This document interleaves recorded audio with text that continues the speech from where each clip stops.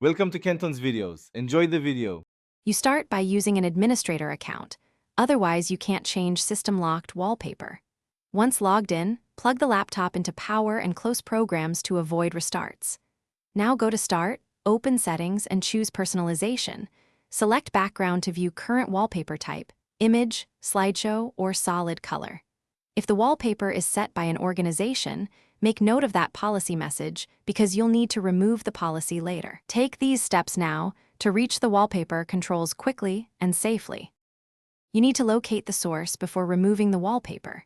If it's a local image, use File Explorer to delete or move the file. Look in Pictures and %app data %paths. If an app set the wallpaper, open Settings right arrow Apps, uninstall or disable it, and then check Task Manager Startup. If the laptop shows an organization policy, open Local Group Policy Editor or Registry Editor to reset the desktop wallpaper policy keys. Make sure you back up the registry first. After changes, sign out and sign in to apply them. You finish by choosing a new background or a solid color in Settings right arrow Personalization.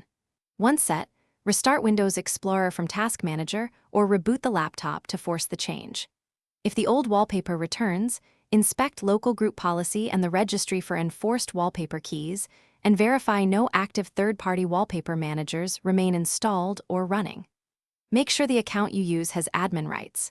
If not, switch to an admin account. That single troubleshooting tip, check for policy enforcement, solves.